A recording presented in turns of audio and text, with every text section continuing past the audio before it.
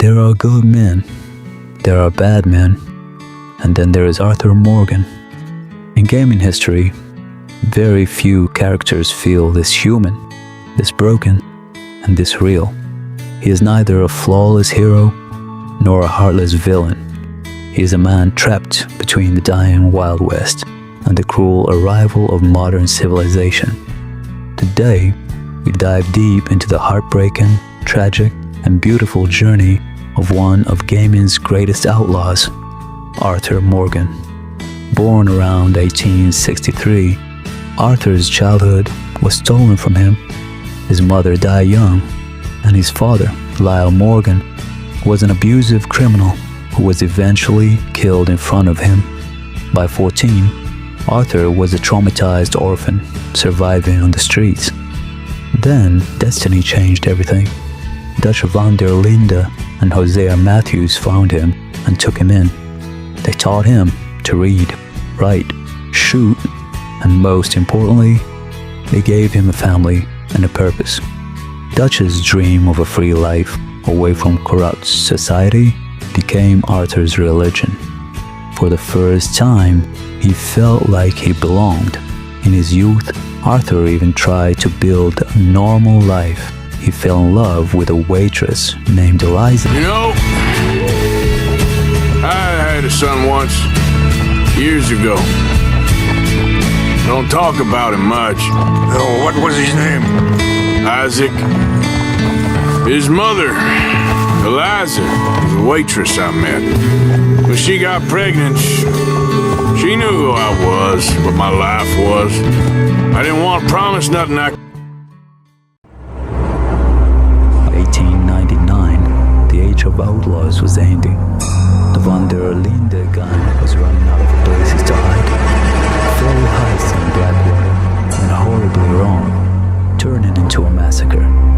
Forced to flee, they escaped into the freezing mountains of Coulter, and haunted by the Pinkertons. This is where the real tragedy began. The man Arthur worshipped like a father started to crumble. Dutch's grand speeches turned hollow. His paranoia grew.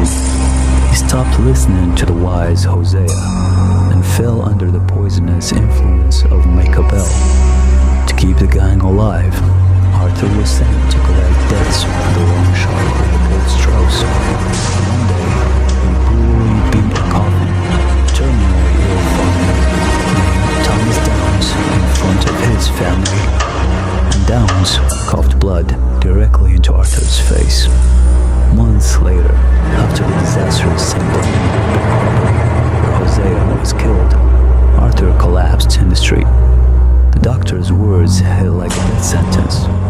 Tuberculosis. In 1899, it was a low, painful death with no cure. That moment changed everything. The ruthless enforcer died, and a remorseful man was born. With death staring him in the face, Arthur saw how meaningless his violent life had been. He chose redemption.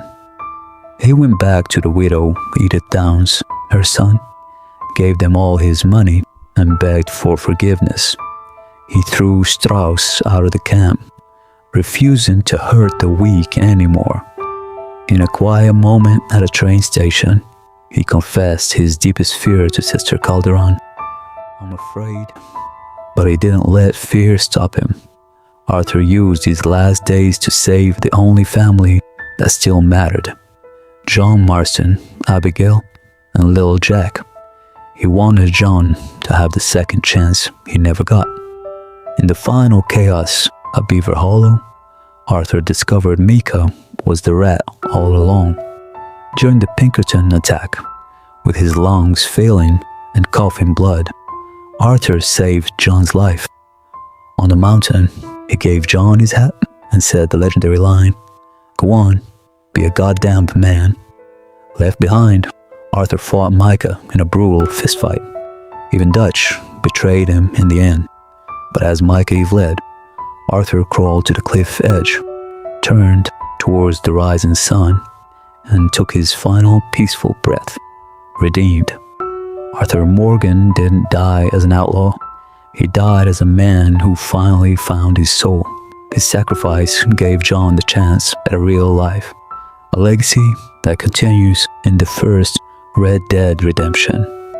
No matter how dark your past is, it's never too late to change.